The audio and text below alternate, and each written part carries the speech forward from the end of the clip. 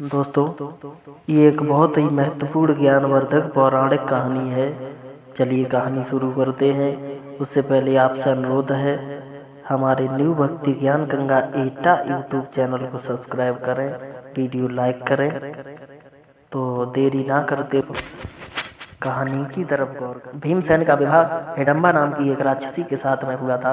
वह भीमसेन पर आसक्त हो गई थी और उसने स्वयं आकर माता कुंती से प्रार्थना की थी कि वे उसका विवाह भीमसेन से के साथ करवा दें। भक्तों, कुंती ने उस विवाह की अनुमति दे दी, लेकिन भीमसेन ने विवाह करते समय यह हिडम्बा से कहा कि सुनो, मेरी एक बात ध्यान से सुनो कि एक संतान पैदा होने के पश्चात मैं तुमसे संबंध तोड़ दूंगा। भीमसेन ने कुछ दिन तक हिडम्बा के साथ सहवास किया। इससे वह गर्भवती हो गई और उसके गर्भ से एक बड़ा विचित्र बालक पैदा हुआ जिसका नाम घटोत्कच पड़ा, जिसका मस्तक हाथी के मस्तक जैसा और सिर के शून्य था। इसी कारण उसका नाम घटोत्कच पड़ा। क्योंकि घटोत्कच की माता एक राक्षसी थी, पिता एक वीर क्षत्रिय था, इसलिए इसमें मनुष्य और राक्षस दोनों के मिश्रित गुण विद्यमान थे। दोस्तों, यह बड़ा क्रूर और निर्दयी था। पांडवों का बड़ा आत्ममीरा था। पांचों भाई इसको अपना पुत्र समझकर प्यार करते थे, इसलिए यह उनके लिए मर मिटने को सदैव तत्पर रहता था। भक्तों, महाभारत युद्ध के बीच इसने अपना पूर्ण पौरुष दिखाया था। देखा जाए तो इसने वह काम किया जो एक अच्छे से अच्छे व्यक्ति पर नहीं हो सकता है।